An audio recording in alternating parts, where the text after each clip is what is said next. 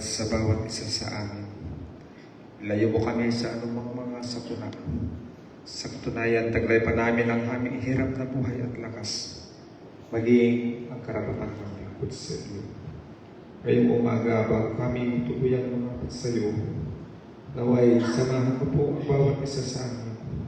Pagkipatawad na rin po ang aming mga pagkukulang at pagkakasala upang maging dapat po kami sa iyo na pagkatagilang pangalan. Sa umagang ito'y mamalas mo po ang iyong mga lingkod mula sa aming Vice Mayor hanggang sa kanyang mga kinakatulong. Naway, paspasan mo po ang aming puso't kaisipan. Bigkisin mo kami ng isang diwa at layunin upang kaming lahat ang makapagpatuloy magaganap ng aming mga sagutin. Narito rin ang aming mga bisita o aming Diyos. Ikaw na rin po ang bahala sa iyong mga lingkod. Naway, pagkaloob mo sa amin ang maliksing pangunawa upang kung ano man ang pag-usapan sa umagang ito, magawa namin ng maayos na siyang ipapatuwad sa aming bayan. Ikaw na po ang bahala sa amin. Ibabakod mo rin sa amin ang kapayapaan upang kami makapagdulog ng kaparihan sa iyong pananampalataya. Muli mo patawarin ang aming mga kasalanan mo, aming Diyos, upang sa ganoon lahat kaming karapat-dapat sa iyong napakatakilang mo pong pangalan. Ang lahat ng ito'y hinihiling po namin sa pangalan ng Jesus namin dakilang tagapagligtas. Amen.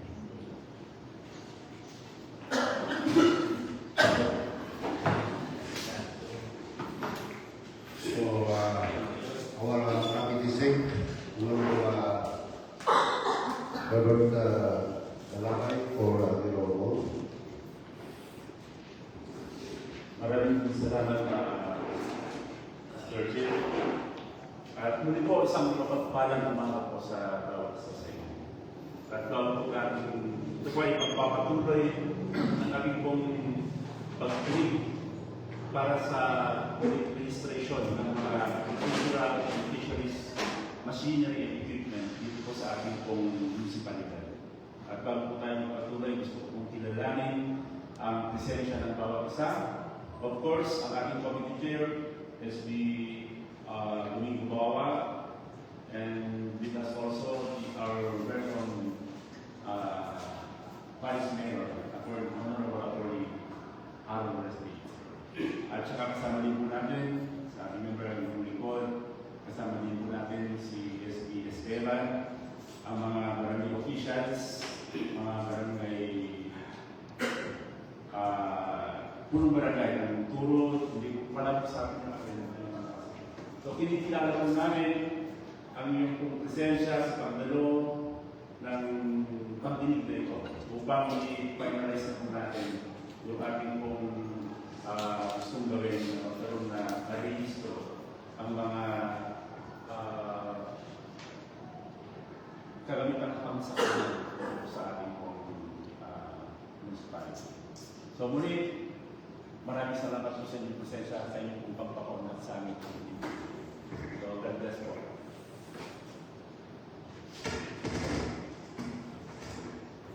Thank you, Jose. So, good morning. Our Vice Mayor, Honorable Vice Bishop. Sa mga imbitadong resource person, ating from the Municipal Agricultural Office. So, again, good morning. So, bago tayo nagsitaan, let me open my statement with regards to the proposal.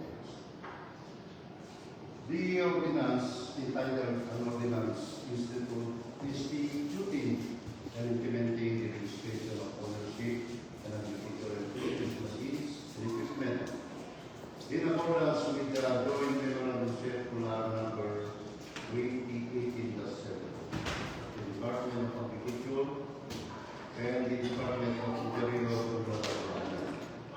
relative the national guidelines for the registration of ownership of agricultural fisheries machines and equipment within the jurisdiction of Federal Nations is hereby presented for consideration.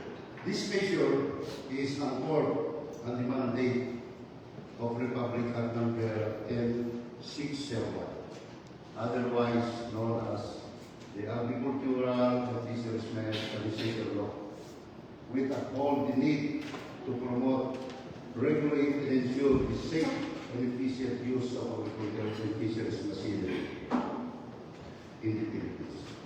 Section 19 of Republic Act 10601 expressly provides for the registration and ownership of agricultural and fishery machineries and equipment, recognizing its importance in strengthening national databases, improving policy development, and ensuring the proper management and deployment of government-assisted intervention.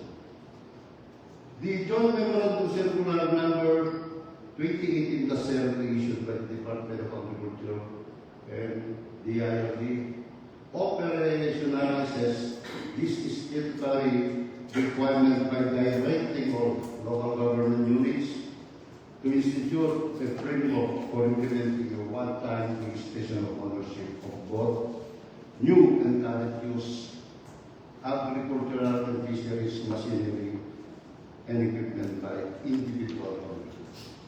Registration form, cooperatives and farmers associations as well as a government and private entities. It mandates under the Republic Act number 10601, which are registered with the SEC, DTI, DOE, or CDA within their jurisdiction. This is reinforced by mandate of the Local Government Code of 1991 and the Republic Act 7160, which empowers LGU to implement national policies, maintain records, and enact ordinances consistent with the national law for the promotion of general welfare. The enactment of this local ordinance is therefore not merely a compliance requirements but a vital governance measure. Its purpose is to institutionalize an accurate, updated, and comprehensive database of all agricultural and fishery machinery operating within the municipality. Such registry will enable better planning, monitoring, and allocation of government programs, including farm mechanization support, subsidies, training, and capacity building. For our farmers and fisherfolk, the benefits are concrete and far-reaching. A reliable mechanism for registration will be helped ensure proper information of machines, ownership, and create a national database for planning and monitoring purposes. Facilitate access and government assistance, promote safer operation of mechanized equipment, and support the efficient deployment of post-harvest and production technologies ultimately. This ordinance establishes a transparent and accountable system for identifying and tracking all agricultural and fisheries machinery, ensuring full compliance with the national policy while enabling the LGU to make informed decisions, allocate resources efficiently, and deliver government programs to the right beneficiary. Through this proposed measure, the local government unit affirms its commitments to advancing agricultural modernization, strengthening farmer empowerment, and upholding its duty to implement national policies for the benefits of its constituents. So, our barangay official, nandito ngayon, may mga pagpapayag during the past meeting ng individual na resource person dito sa opisina tungkol sa kabinet dito sa ordinansa nito. So, ito, nag-schedule ulit tayo ng pagpupulong para liwanagin itong ordinansa ito kung karapat-dapat pa na may implementa dito sa bayan natin. At alam din natin na itong ordinansa nito ay para sa pangkalahatan lamang sa sektor ng agrikultura. Lamang po, masakit, good morning. So, kasama natin yung from the Municipal Agricultural Office, si Mr. Robert Salvador. Pakinggan din natin yung dahil galing sa Department of Agriculture, although nasa office po sila ng Municipal Agricultural Office for the recommendation with regards to the ordinance. Your Honor. And Mr. Chair, before that, my apologies to our municipal agriculture Mr. Santos for hindi po natin siya na-anis. Thank you, sir. So, good morning po sa ating lahat. So, to the Council Chairman, SB Honorable Domingo Babo Jr., Member, SB Honorable Heribert Galabay, SB Honorable Edwin Esteban, and to our barangay officials na hindi ko na po isa-isahin na masisipag, headed by LNB President Rodrigo Pascual, at sa ating presiding officer, our Vice Mayor, Attorney Honorable Jerry Harold Resplicio. So, ito pong batas na ito is national law po ito, galing po ito sa national bill. Approved po ito noong June 5, 2013 by former President Benigno Aquino III. So, i-implement lang natin or i-adapt natin dito sa Reina Mercedes kasi gaya ng sinabi ni Honorable Chairman kanina na i-institutionalize yung batas na ito. So, ang kagandahan ng batas na ito is ma-assess natin yung mga makinaryang pangsakahan dito sa Reina Mercedes. So, kung ito ba yung mga makinarya from government, FCAs, and private sector. Yung mga private sector, ito po yung mga tinatawag natin na service provider na nagbibigay ng serbisyo sa mga kapwa magsasaka. So, titignan dito kung may re-register lahat, so makikita natin na kung alin ba yung sapat na makinarya, either example, kung sa land preparation for corn, rice, HBCDP, livestock, kung sapat ba for land preparation, for crop care and management, yung mga makinarya na yun, kung sapat ba, harvesting and post-harvest machineries, kung ito ba ay sasapat. Kung ganun, magkakaroon tayo ng data, may re-register lahat doon, in the long run, makikita natin yung kakulangan ng makinarya dito sa Reina Mercedes. So, ito po ay one-time registration po lamang. At ang kagandahan po dito is agricultural officials and machines and equipments. Example, kung may mga programa ang Department of Agriculture, like mga assistance or example, fuel subsidies, nakarehistro ang inyong mga makinarya, pangsaka. So, yun po yung mga unang mabebenefitan na mabibigyan ng ayuda or programs from Department of Agriculture. Yun po. Kung ito ba ay i-register natin from the commodity of rice or pang corn, pang HBCDP, ganun po. At marami pa pong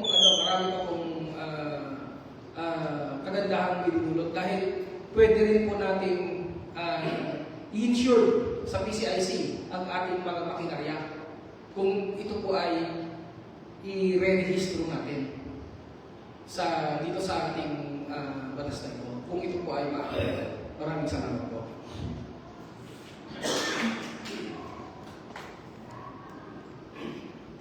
Thank you, Mr. Robert Salvador from the Municipal Agriculture. And we would like also to acknowledge the presence of our Assembly Secretary, Mr. S.P. Bob. Thank you, Mr. President. And thank you, Mr. Robert Salvador, for some recommendations with regards to this ordinance. So, For this time, we will now open the articulation and debate for this proposed ordinance. So, ang kakailanganin lang po natin dito para maganda yung pagpapaliwanag po natin. One mountain po tayo lahat. Kung sino po yung may re-recommenda at re-recognize ng committee chair, yun po ang pagbibigyan po natin. Okay? So, the articulation and debate is now open.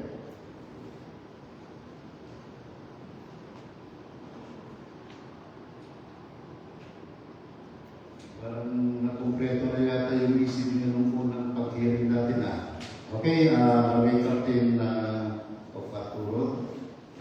Honorable Marilyn Garrett. Hello po. Magandang umaga sa ating lahat, lalo na sa ating mahal na Vice Mayor.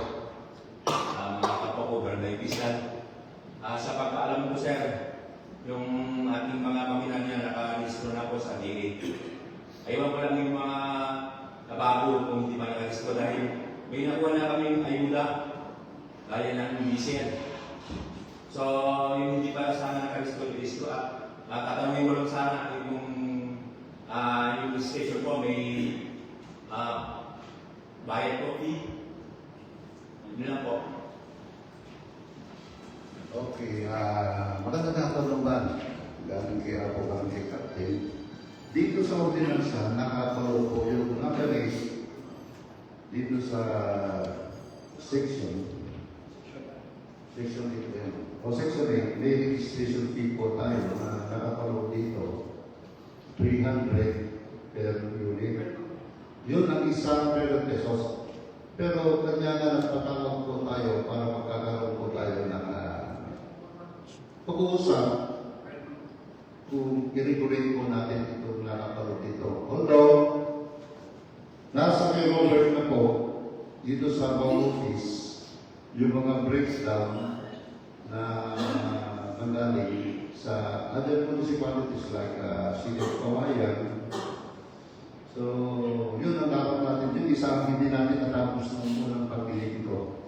So, Robert, pwede bang basa na lang po yung mga breakdown na nasa listahan? Thank you, Mr. Chair. Then, I just want to acknowledge po yung presence ng ating SB Secretary, Honorable Resty Bawa.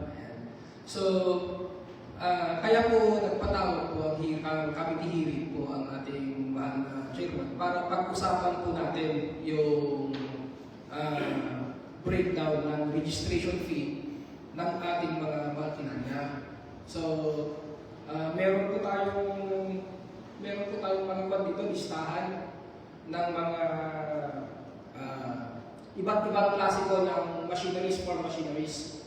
So, pag-usapan po natin, sa una, itong four-wheel drive tractors, kung magkano ba yung pwede natin ilagay o i-abot na pang-registration. Kasi yung registration po na fee na po yun ay gagamitin po sa ating mga processing sa pag-rehistro. Gaya po ng pagpapagawa din po ng stickers, mga miscellaneous fees na paggagamitin din po yun. Kasi kapag i-rehistro nyo po yung inyong mga makinarya, ay malalagyan po siya ng sticker with QR code. And then, meron po tayong form dito. Andito po, kumbaga, nakalagay po yung details ng inyong machineries. Except nakalagay po yung mga engine number, fuel type, horsepower, brand name, mga ganon. And then, ang kagandahan, kapag ito po ay hindi natin inaasahan, iniwan natin sa ating bukirin, nawala. So, may mga instances na pwede nating matuntun kasi nakarehistro lahat. Kasi hindi lang po dito sa Red Mercedes gagawin ito, buong Pilipinas to lahat ng municipalities. So, example, nawala yung sa barangay Malalatan, nawala yung isang water pump, may binebenta sa ibang barangay. Titignan mo lang doon yung engine number niya or chassis number niya. Tapos i-report mo dito sa opisina, malalaman kung sino ang may-ari natin. Yun po yung mga kagandahan. At saka po yung mga nauna na pong registration, ito po iba po sa ngayon. One-time registration lamang po ito. Yan po. Maraming salamat po. Okay, from the Office of Municipal English, maraming salamat. Kung may mga katanungan po kayo, pwede nyo lang po i-raise mga katanungan. Okay, I will recognize Robert Latagawat Pati.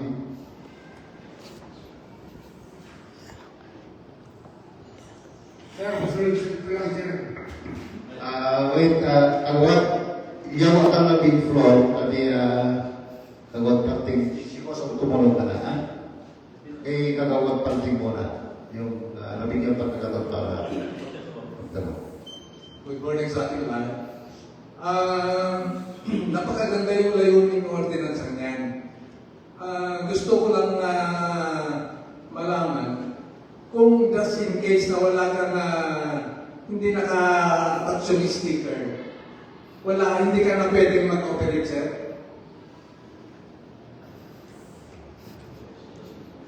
Okay, bibigyan natin sa taga-opisina ng PAW. Dahil hindi nakapaloob naman dito sa ordinansa, so ikaw lang muna magbibigay ng kasagutan sa katanungan ni Kagawad. And before that, Mr. Chair, we would like also to acknowledge the presence of the birthday boy, Honorable Sabihan Mayan.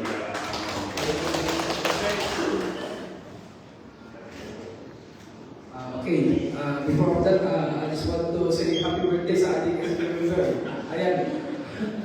So, yes po kagawad, yung katanungan niyo po ay napakaganda, no? Na pag-restore yung inyong makinarya at nawala ang sticker, hindi na makakapag-operate o makakapag-operate pa ba? Yes po, makakapag-operate as long as na yung makinarya nyo ay operational pa rin at nai-rehistro sa dito sa ating proposed ordinance. Then pwede rin po kayong kumuha ulit ng panibagong sticker para mapagawa kasi may QR code po yun na nakalaan bawat makinarya. Yun po. Follow-up question, sir. Yung halimbawa, yung mga tayuhan, sir, na pumapasok, wala pa silang sticker, hindi sila allowed. Yes, napakaganda po katanungan po yun. Siguro po, pag maipasa po natin itong batas na ito, baka ito siguro ay susunod na tatalakayin, Mr. Chair, para sa mga lumapasok na makinarya at balik-balik ba ang Okay, ako makakasagot doon, ha? So, may mga tax ordinance na po tayo dito sa ating bayan na lahat ng mga makinarya kumikita dito, like paper, tractor, may mga registration fee na. So, napakaganda pa yung katanungan dahil pag naipasa natin ito, sunod, i-retrieve namin yung ordinansa tungkol doon sa local tax ordinance. Ang kagandahan nito, para makatulong din kami, dahil napakamahal din ang binabayaran po ninyo doon sa mga gas, and then yung mga tawag ito, yung mga gamit, yung mga malalaking mga reefer tractor, para tayo na mag-i-control. Basta kaya na bayaran ng reefer dito sa Mercedes na i-operate lahat yung mga pumapasok, ay kayo, yung mga sangkang natin dito, kaya natin yakuputin para i-reefer, okay? And then pwede rin silang pumasok dito sa atin, hindi natin pinagpapawalan, basta number 1, sumunod lang dun sa kaukulan, taripa na ginawa ng asosasyon o kaya dito sa opisina ng DA o kaya ginawa dito sa Santo Bayan. Napakahirap din kasi kung minsan, competence yan eh. Pumapasok din sila, nagbababa sila ng mga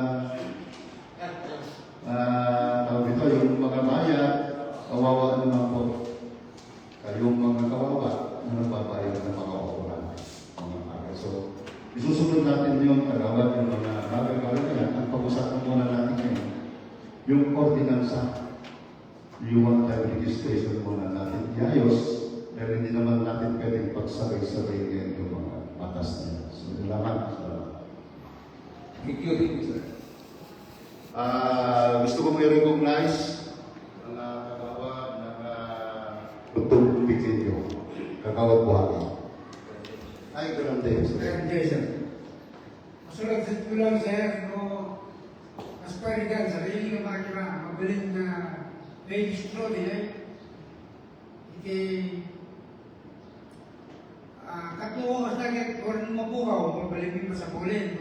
Sarili ng makina diya, sir. Sarili ka partner. Mabalik nga i-registro ko ka, when no pa-issue. Kaya ka makina, sir.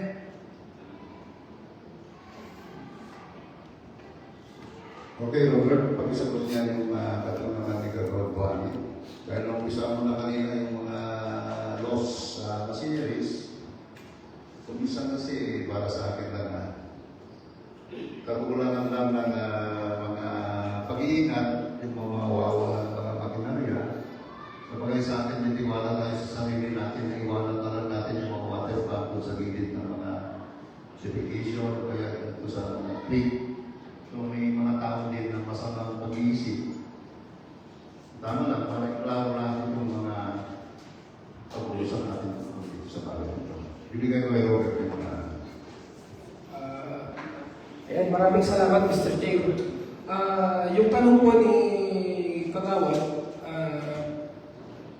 lahat po ng farm machineries from land preparation to post-harvest machineries, mapa-private, individuals, FCAs, mga organizations, associations, privates, ay i-rehistro po natin.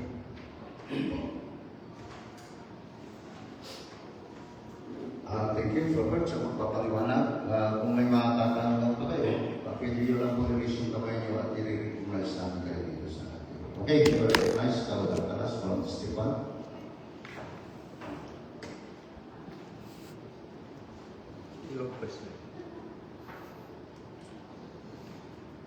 Good morning po sa ating lahat.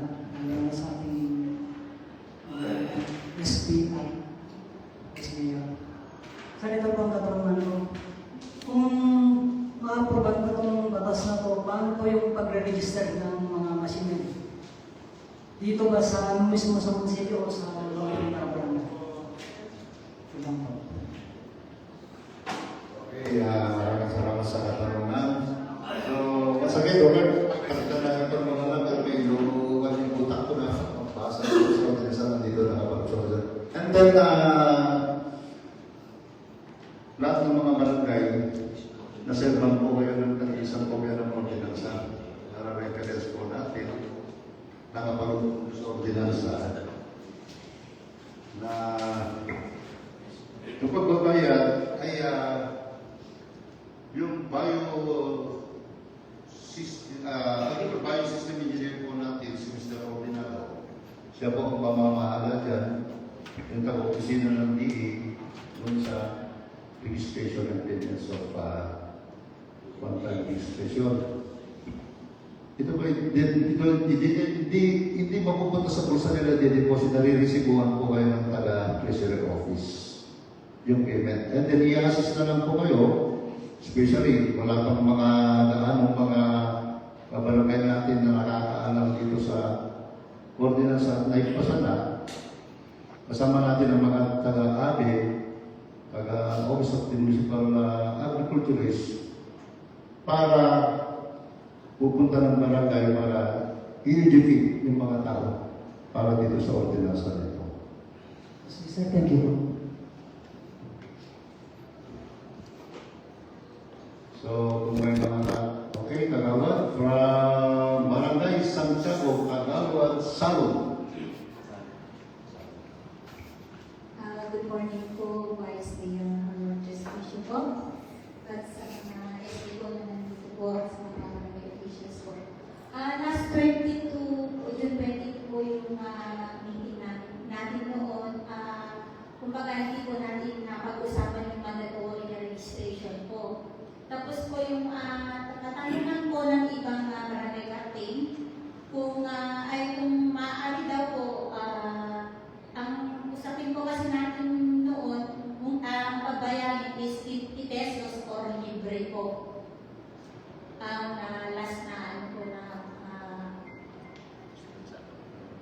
pag-usapan po. Okay, maraming salamat at pag-aasalot sa katanungan. Yung level ko sa hindi ko na. Nagbaba po tayo ng legislation 50 na 50 pesos doon sa unit na maliliit, kagaya ng mga water pump. And then iniwanan muna natin yung mas malalaking machine. Kanya ito natuloy na pagkanda ulit ng committee ng pag-hearing para pag-usapan yung breakdown ng mga makinarya ginagamit sa pansaka. So, dito lang, yung nandito, Robert, ibigay ko ngayon pagkakataon para i-explain kung ano yung breakdown ng mga nandiyan sa mga records galing sa ibang barangay para pag-usapan po natin yung registration fee. Thank you po, Mr. Chair. Ito po yung mga iba't ibang klase po ng or breakdowns ng mga machineries na kailangan i-register. Ano? So, yung registration fee kasi, gaya ng sinabi ko kanina, para sa processing din ng ating pag-register sa ating mga makinarya. Nagabili din natin, pero magbabayad po, merong receipt po galing sa ating treasury or SGU. So, ito po yung unang listahan or number one, ito yung mga general purpose na tinatawag ng mga makinarya. Ito yung mga four-wheel tractors, walk type agricultural tractor floats, yung mga ano na. So, kung sasabihin lang ng four-wheel tractors, yung mga four-wheel drive, kasama na din yan yung sa mga combine harvester, mga gano'n. Yung magkakategorize na lang natin para mas madali. Kung water pumps, lahat na ng water pumps. Kung planter or seeder, nandyan yung mga rice transplanter, nandyan yung corn planter. Kung ito ba ay operated by four-wheel drive or quick-lead na tinatawag. Diba, may dalawang klase yung pagkakaroon ng mais. Meron hinihila ng four-wheel drive tractor. Meron din yung hinihila ng head tractor. So, i-categorize mo natin yung mga yun. Then, nandito rin yung mga crop care. And yung crop care na machineries, ito yung mga ginagamit natin power spray. Kung ito ba ay gumagamit ng petrolyo or electric, nandyan din yung transport machineries. So, meron po tayo dito, siguro example, kung yung sa four-wheel drive tractors, kasama na ang combine harvester, siguro yun na lang yung isang grupo na kung magkano. Magkano rin yung mga hand tractors, at kung magkano yung sa mga water pumps, magkano yung sa yung treasure, kung meron pa po. Yung treasure naman. Yes po, kung meron pa. Then, sa mga sprayer na malalaki, na gem, yun po, makikita ko lang kung gusto. So, yun po, pag-uusapan natin ngayon kung magkano po yung mapag-usapan natin ng registration fee. Kaya po nagkaroon po ng kanina. Salamat po. Okay, salamat po, Robert. May katanungan din ako para sa ating representative from Municipal Agricultural Service.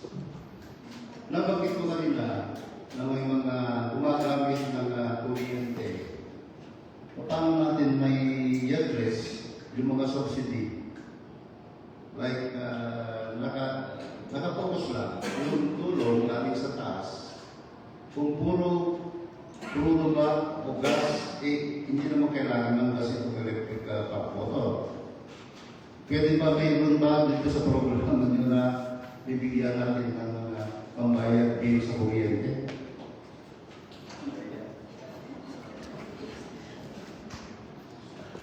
Ayun, so magandang katanungan po yun.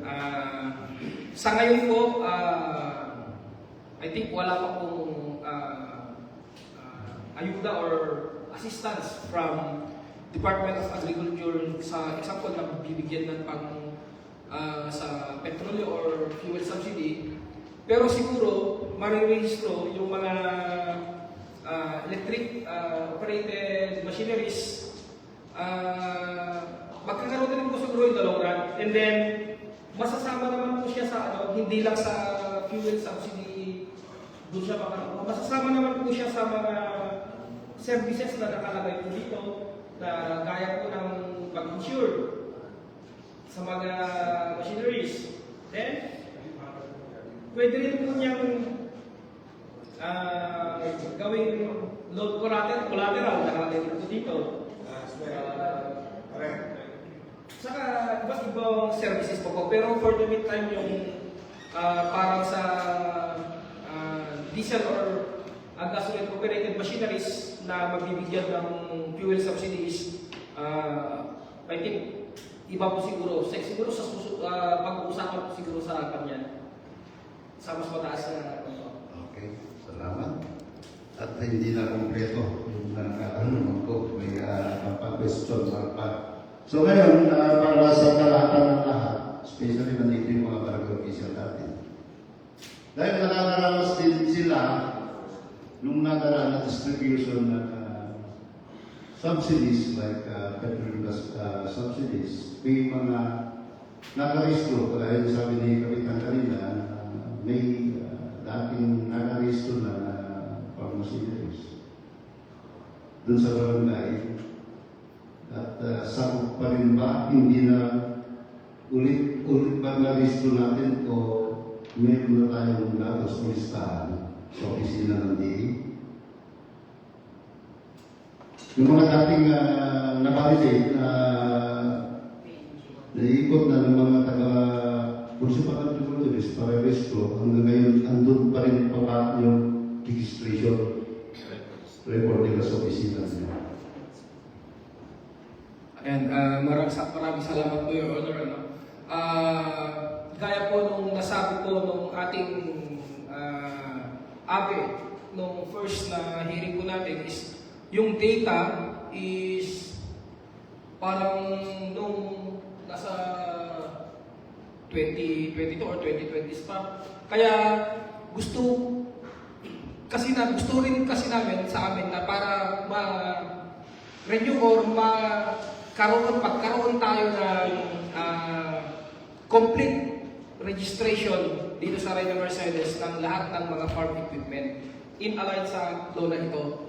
Para sa ganun, in the future, kung may mga programa ang gobyerno is meron na po tayo database na naka-ready.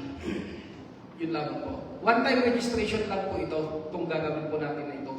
Then, every year po, magbabalidate po ang taga-Municipal Agriculture Office dito sa Reyna Mercedes para i-validate yung mga rehistro yung makina kung ito pa ba ay operational or non-operational na para tatanggalin din sa list. Or kung may mga nabili na kayong bagong equipment, i-register po. Ganun po.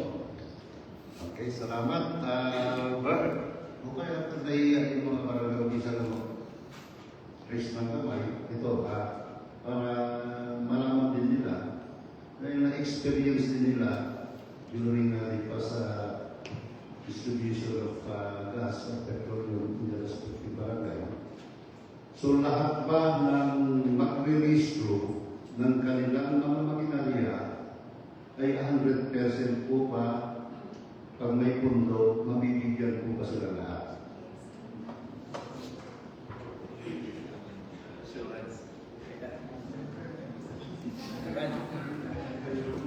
So, napakaganda po question po yan. Kung lahat ba ay mabibigyan ng ayuda. Kung may mga programa pong ibababa ang Department of Agriculture, National, Region, bababa sa provincial, bababa sa municipal level, depende po kasi yan kung saan kukuha ng pondo.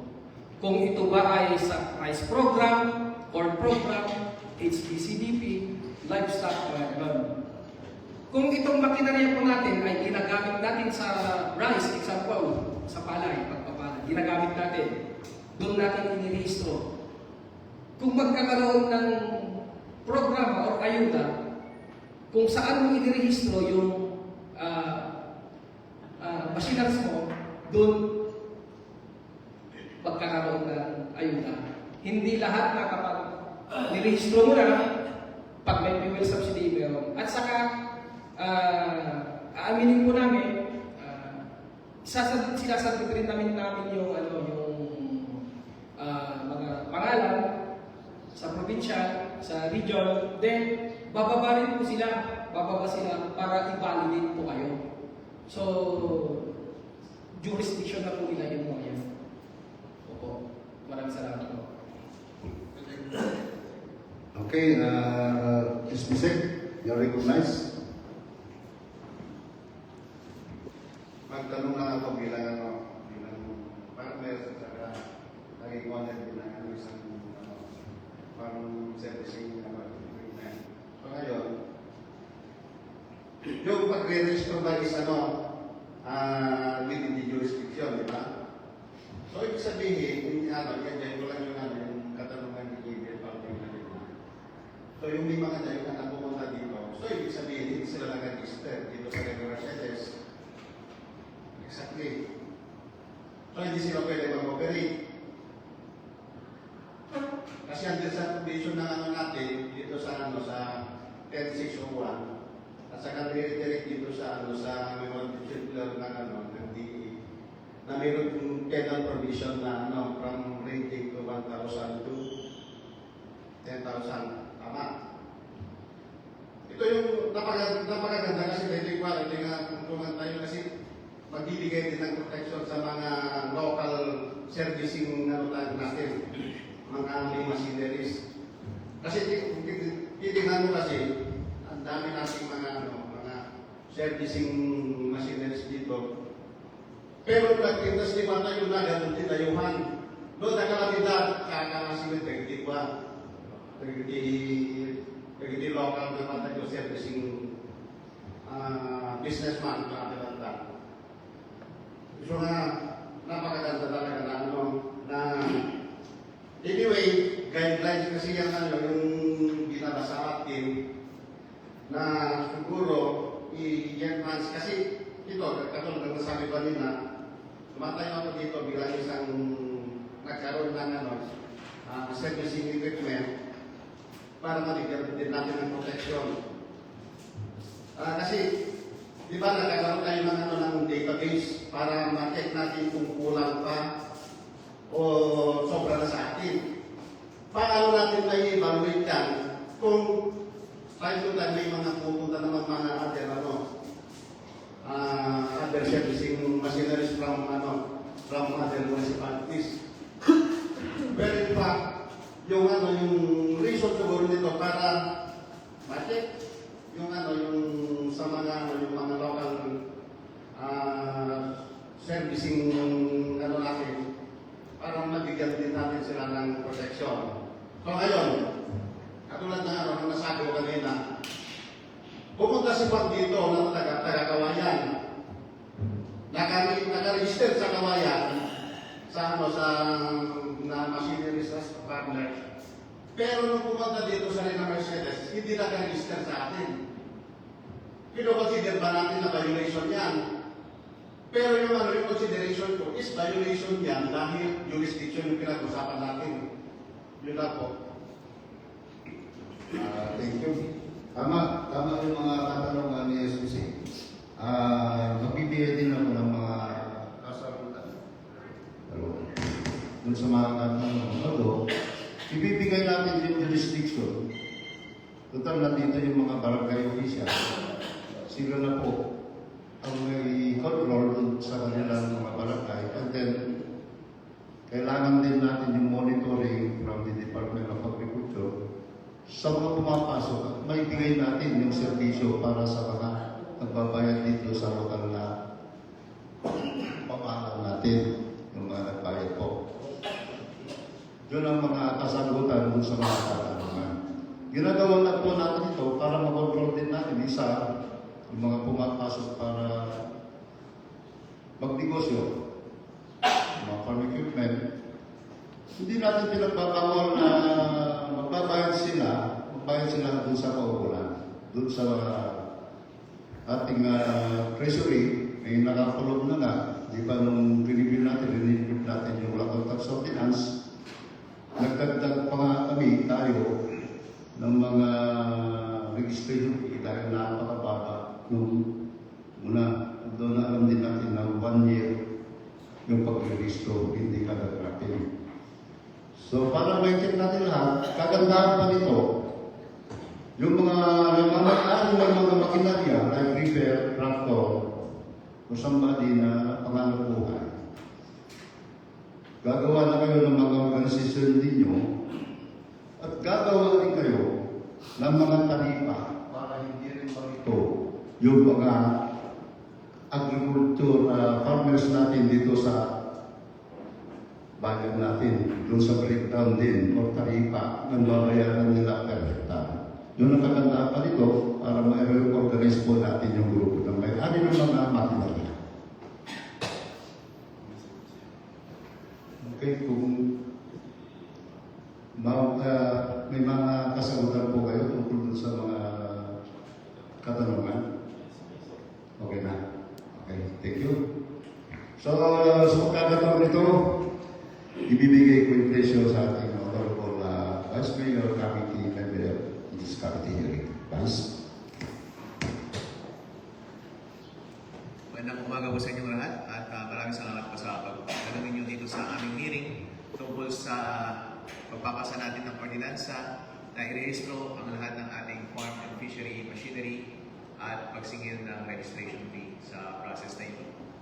Ang ordinansa po na ito ay para lamang ipatupad yung nasabing batas na ipinasa ng Congress ng Pilipinas noong 2013. At sinusundan lang po natin yung utos doon na kailangan irehistro ang lahat ng makinaryang pang-agrikultura. Whether you agree with that registration or not, nasa kanila na lang po. Kung gusto ninyong huwag i-register, wala po tayong magawa dahil batas po yan. Kung gusto ninyong pagdating ng panahon, sana huwag nang i-register. Kausapin niyo po yung congressman ninyo, siya yung mag-propose sa House of Representatives or sa Senate na huwag nang i-rehistro yung mga agricultural machinery. Pero in the meantime, since meron po tayong aktibong batas na i-rehistro ang ating mga makinarya, wala tayong magagawa kundi i-rehistro ang ating mga makinarya. At ang nakasaad po sa batas ay i-rehistro ang ating makinarya sa ating munisipyo. Ngayon po, sa process ng registration ng ating mga makinarya, para po itong nagre-register tayo ng mga kotse natin, parang LTO, kailangan po natin i-register para primarily may proof of ownership. Pero liwanagin po natin, hindi po ito permission to use. Hindi siya katulad ng driver's license. Na kapag wala kang driver's license ay hindi mo pwedeng mag-drive. Ito po, kapag wala kayong registration sa munisipyo, hindi ibig sabihin na hindi nyo pwedeng gamitin. Yung registration will serve only as one proof. Isang prueba lang yun na kayo ang may-ari. Yan lang. Tama po ba sir? Correct mo ako sir kung ako ay nagkakamali. Yun po. So, kailangan nyo pong i-rehistro. At ganoon din po, kapag ibinenta ninyo yung inyong makinarya, kailangan i-rehistro rin ang bagong may-ari yung makinarya para ma-update yung ating database. Okay. So, wala pa tayong magagawa, kailangan po natin i-rehistro. Ngayon po, ang pagkakataon po ninyo ngayon ay tawaran ninyo yung fee na dapat bayaran. Kailangan nyo pong intindihin dahil nag-maintain din ng ating mga tauhan ng database at nag-print din sila ng sticker. Para print number din yan, kailangan bayaran yung mga sticker. Ngayon, kung sa tingin ninyo masyadong mahal yung bayad, tawaran nyo na po ngayon. Alright. Sir, tinanong ka kanina, magkano nag-raise mo ng concern? Magkano po yung mga registration fee? Hindi nyo magbigay nga po kayo ng example ng, ng mga registration fee. Tingnan natin kung reasonable o hindi. Yung mga mura at mahal.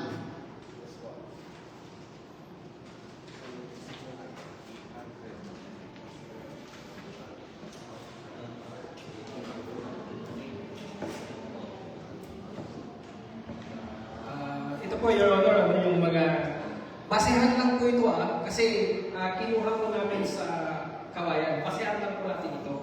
Example po itong 4-wheel tractors is ang registration fee nila sa ibang bayan is 500. Opo. So, yung pan naman, Pero sa atin, pag-uusapan po natin po yun. sabihin mo na para makatawad sila kasi sa session wala na sila dito eh. Hindi na sila makakapagtawad. Ito na lang yung time pagkakataon na makatawad sila. Bigyan mo sila ng amount para makatawad sila. Kami ni James, baka pwedeng kuha dito. Oo. Ano po yung nasa isip natin? Ito mga proposal na ito is, baka pwede natin i-raise yung dun sa kumain is 500. Pero dito sa atin, baka pwede naman yung ito 100 dun sa malalaking unit. Sige, continue mo po Robert, para kasi nagkakalitarong na dati yung pala tindawaran, hindi ba? Gusto hindi kailangan na may tanong pa. Please, inaramit niya. Mga farmers, okay na tayo doon? 500 or 400 para sa malalaking makinarya? Sige, continue na sir. Yes po. Sa kwan naman po sa ito yung harvesting facilities, yung mga reaper or combine harvesters na malalaki. Nakalagay dito 500 din. So ano po yung presyo po ninyo kung gusto? Or magkakareho na lang ba yung malaking traktora, 4-wheel drive at saka sa combine harvester? Okay, bibigay mo lang natin ang loan kay Abong Katawad natin. Pwede nga, sir, pwede i-down yung kasi sa reapers na napakabigat ang maintenance niyan. So pwede ibaba konti yung registration. Pag-uusapan mo natin kung ano yung decision mo ng nakararami po. Ano? Then, ito naman pong mga water pumps kasi marami. Mga water pumps or tractors and minerals. So, nakalagay ko dito is nasa 100 pesos. Yan. Then sa mga kuliglig naman, o yung mga hand tractor is nasa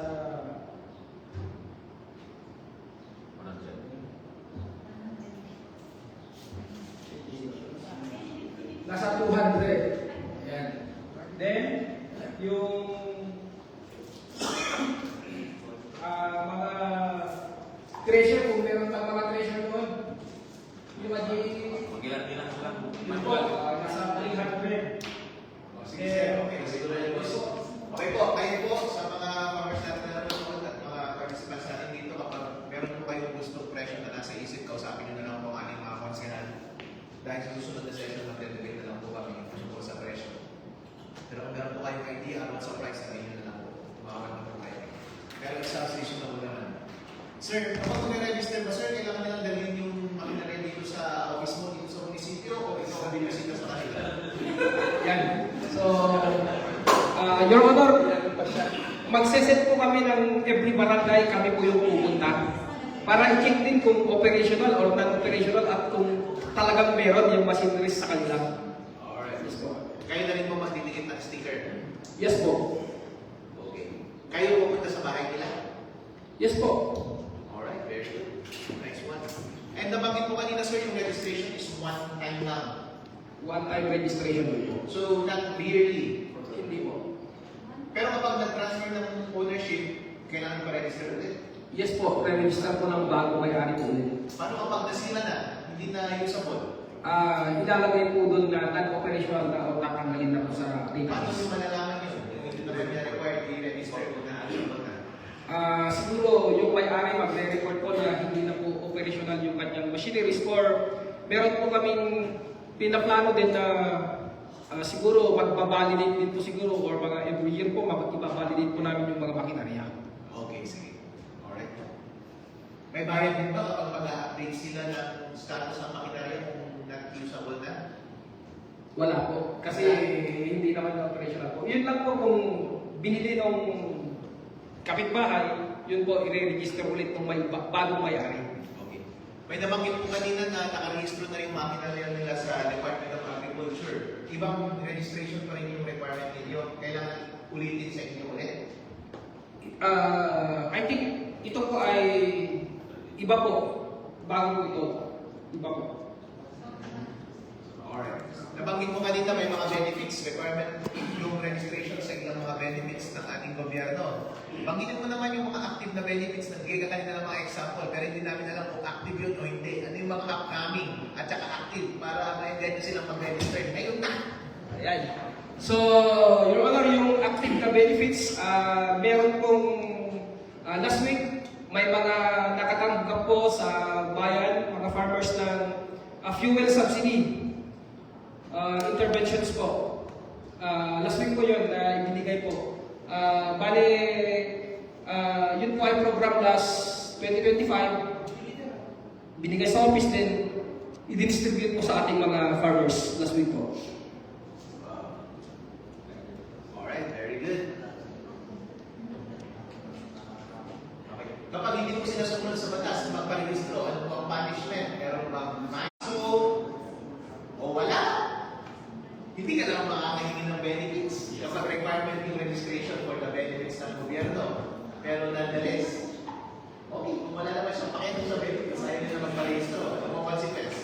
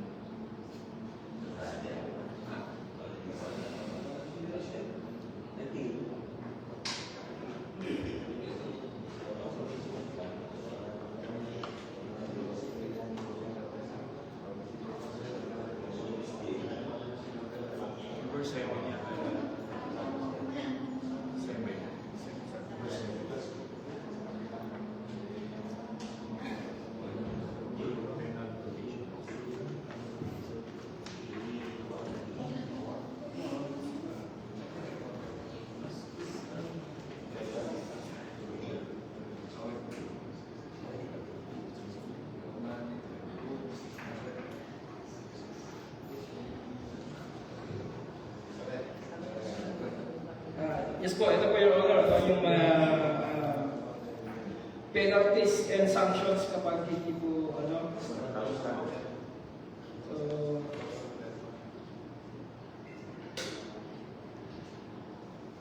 nalakalagay po dito na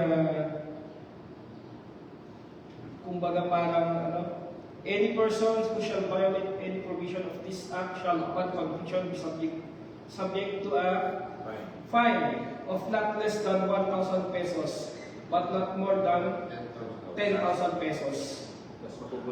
Ayun po, meron dito nakalagay or imprisonment of not less than 2 months but not more than 1 year or both. Okay, required ko talaga. Required talaga magpa-register. Hindi natin may iwasan. Okay? Pwede tayong magmulta or makulong. Nasa batas po yan. Section 30 and Section 31. Section 33. Alright. Everybody.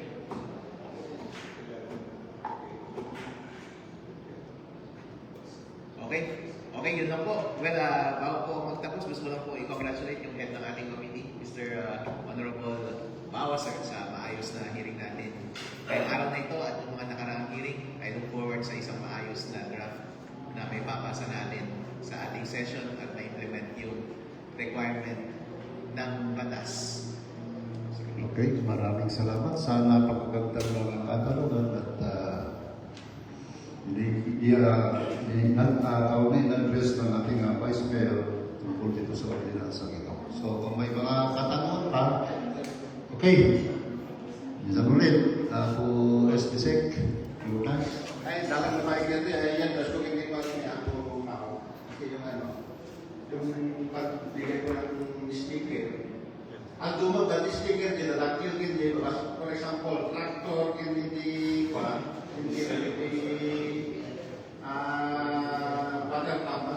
duma ka na sticker na. Nung nakil din yun yan, nakil din na sticker na.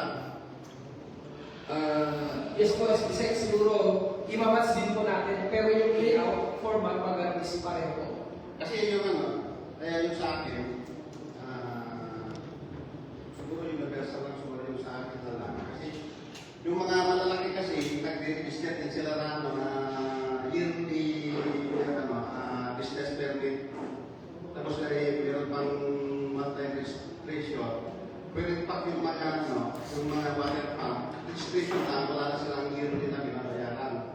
Siguro, pwede ito lang siguro nga ano, standard lang yung ano. Or hindi yung ano, yung as required kung sa minimum is 300. At least nakatuwid din, nakakonti. Konti rin na nga. Anyway, default po ng registration para magkaroon tayo ng database access. Yun lang po yung ano, yung request ko. Kasi during sa plenary, di ba pwedeng isali device dahil magkaroon lang mga member ng sangguniang bayan lang kasi yung ano yung mag-propose.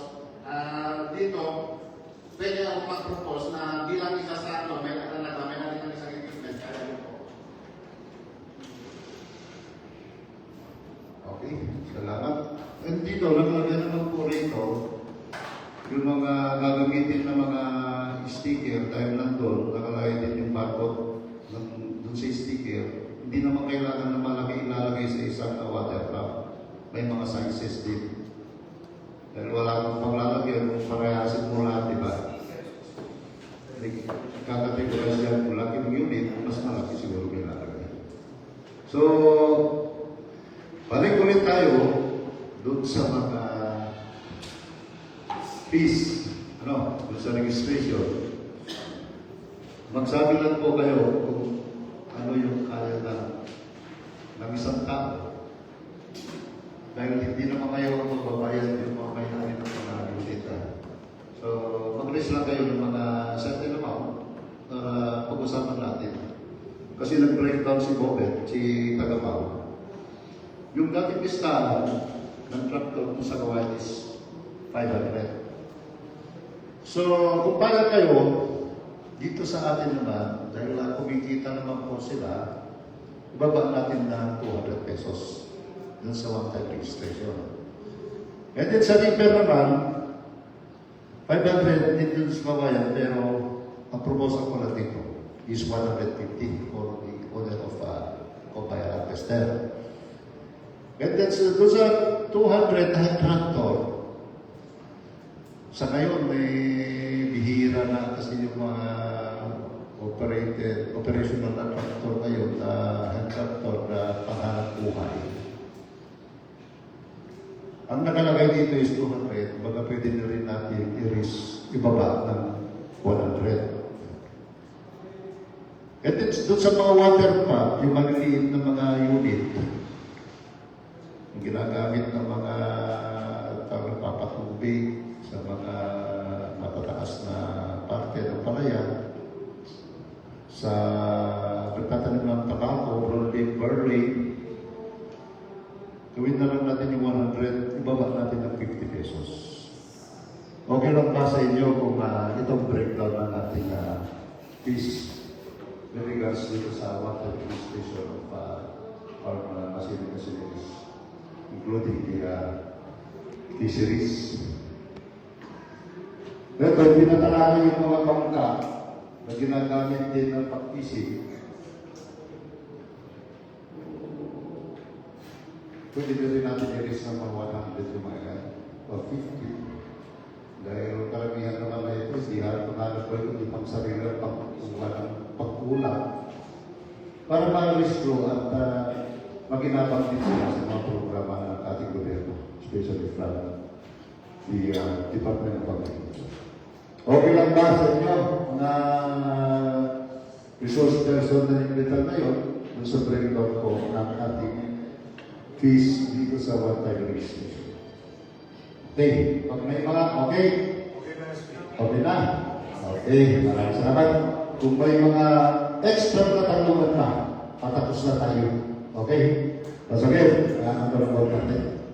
Sir, tatanong ko lang, sa pagbibigay ng like fuel subsidy, ilan ba ang dapat matiglan sa isang barangay? Kasi maraming nagtatanong dyan sa amin. Bakit until now, hindi pa sila nakakatingin ng fuel subsidy? Ibigay ko yung katanungan ni Kawat Captain from the Office of Municipal Agriculture. Salutin. Okay, thank you po, Your Honor. Sa question po ni Kagawad, kapag may bumababa pong programa from DA, so example, magkakaroon ng ganyan programa, allocation for rice farmer. So, yung mga rice farmer po yung namin inirelease ko or isinasabi. Or either, iba po, nagbabahay-bahay po sila lagi. Yun po ang inaano namin.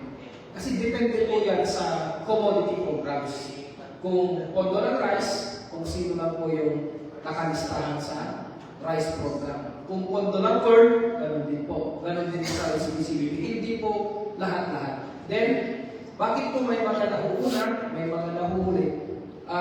Kontrolado po yun or paano po yun?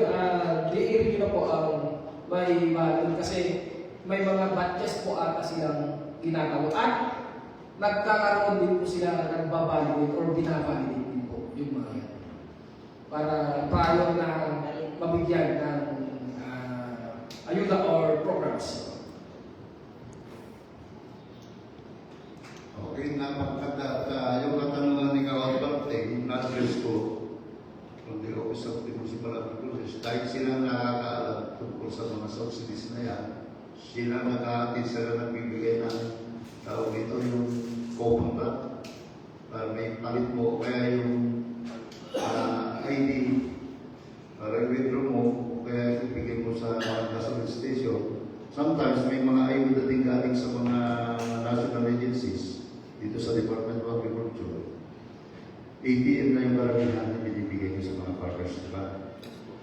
So, kung may mga katanungan po kayo, handa yung committee na mag-recognize po sa inyo.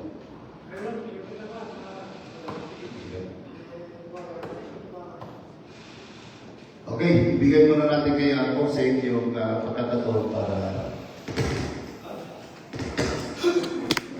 Maraming salamat, Sir Presiding. I-address ko itong tanong na ito kay Municipal Agriculture. Kasi narinig ko po kanina regarding sa case of ownership na sabi niyo po ay pag nagbago ang ownership ay yung nakakuha ay i-register ulit na makuha yun. Ganun po yung mga system.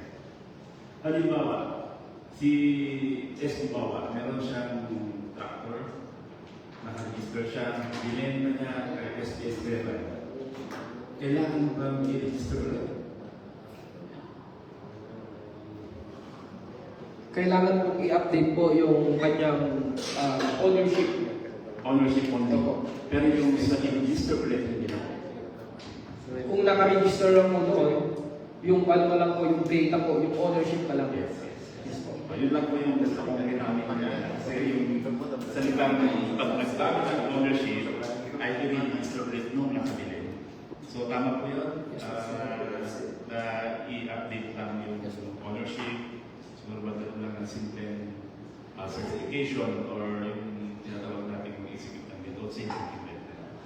Tapos ang sunod na tanong ko, sir, ay upon registration of this farm and fisheries machinery, ano yung mga requirements na nag-prove na sila ay yung may-ari? Kailangan ba natin yung mga sales invoice, mga ganun? Gusto ko ba naman ano ba yung mga kailangan natin tinitignan ng MAU para maging ebidensya na itong isang makinarya ay pag-aari ng isang tao? Una po siguro, Your Honor, is kung meron pa po yung kanilang proof of ownership, kaya po ng resibo nung binili po nila yon. Yun po yung isa po. Halimbawa kung wala na po. As long as na walang nagkiklaim na iba na yung unit na yon is kung may proof na talagang sa kanya talaga, siguro ang gagawin na lang po natin siguro yung honor sa certification from the barangay officials na lang na sa kanya yung equipment na po yun. Okay po. Tama po yun. Kasi yung mga mga makinarya ng agrikultura, madalas yan. Pag nabili na natin, yung mga natin ay nawawala yan. Tama po yung sabi nyo, dapat yung controlling system po natin doon ay magkaroon ng barangay certificate from the office of the barangay captain na sinacertify na siya yung mga siguro yun muna Mr. Presiding, aking pong katanungan paglilinaw sa ating pong resources. Maraming salamat, Honorable Comsec, Honorable Asli Galabay. So, dun sa mga katanungan ni Asli Galabay, nandito po yung form na dapat pinatapan ng bawat mag-rehistro for control of ownership.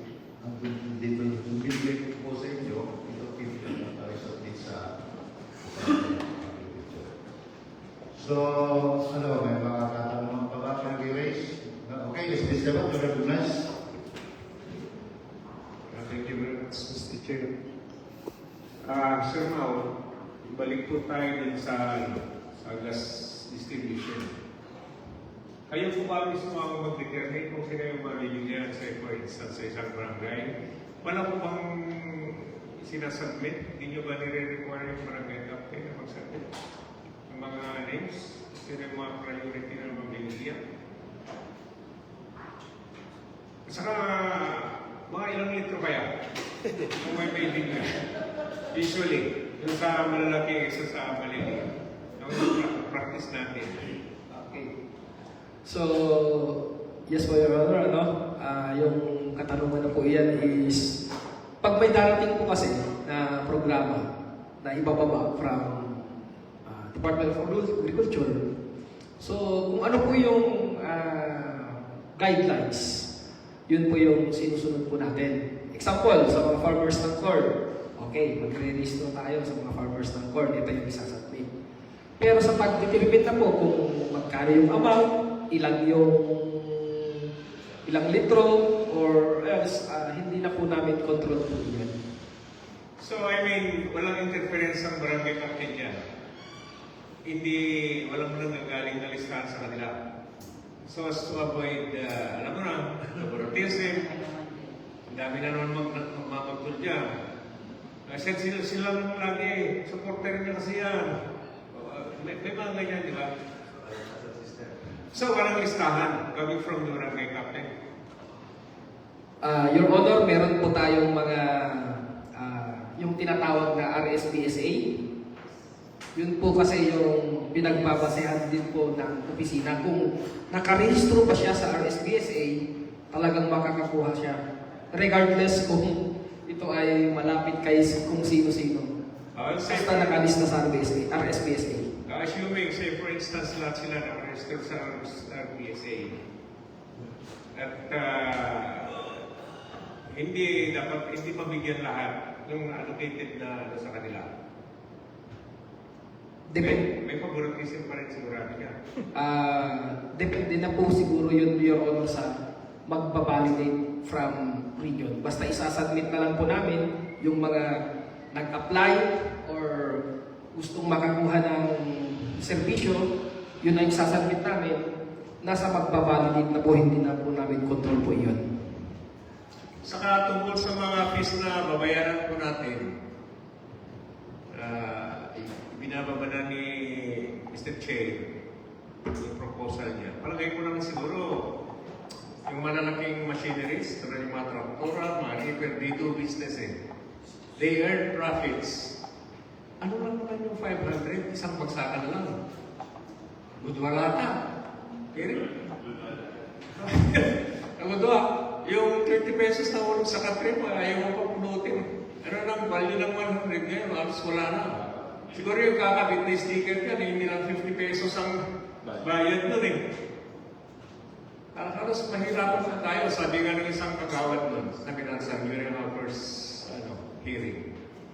Kung presyo ng alak, ang bilis, kahit araw-araw nakakabili tayo. Pero yung 50 halos ayaw pa namin gumalaw. Diba?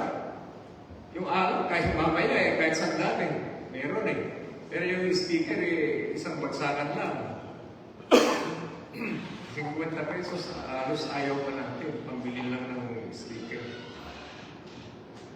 Eh, yung mga malalaking machineries yan eh, pag nag-tractor nga yan, nakakaano sila ng mga 100 hectares eh. Isang cropping lang yun, kung talaga kayod nila eh, hindi lang. Eh, ano yung 500 pesos? Pero kung kaya natin ibaba, since yung basis natin yan is from Bawayan, city yan, malaki yan, siguro may dahilan din ang ating committee chair na ibaba. Eh kung kaya natin, total sabi ni Vice, laging bitbit natin yung interest ng ating mamamayan. Eh, pwede natin ilibre kung gusto natin, di ba? Ngayon lang natin. Pero yung pagbaba ng, yun, from 500, 100 down to 50, gano'n. Talaga, very pa naman yan. Reliable naman yan. Hindi mabigat pala ito. Yan lang. Salamat, Honorable Esteban. Mr. Chair. So, I think napakaganda yung mga proposal ni Apo Esteban. Yung napakalaking mga traktor dyan kumikita ng malalaki.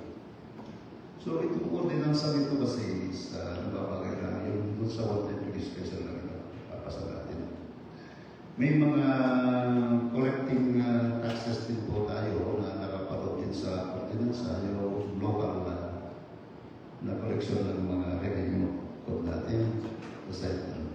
Ito lang pinag-usapan natin, pag-visto ng mga bawat isang makinarya para may iwasan itong ordinansa ito. Yan naman ang kasagot ng progress. Honorable birthday day. Happy birthday. Mr. Chair, thank you po. Clarification lang po, di ba sabi dito sa ordinansa na lahat ng mga nakarehistro ng mga farm, agricultural and fisheries machinery and equipment ay makaka-avail ng mga incentives na maibigay ng mga subsidies, pwede rin gawing collateral as loan collateral yung mga equipment natin. Pero parang marinig ko, correct me if I'm wrong, ako na parang the province will decide kung sino yung mga bibigyan ng mga subsidy. Hindi ba kung nakarehistro ka, pwede ka nang maka-avail ng mga subsidies and na ibibigay ng DA? Okay, bigay ko yung kasagutan ng ating from the office. Mr. Robert.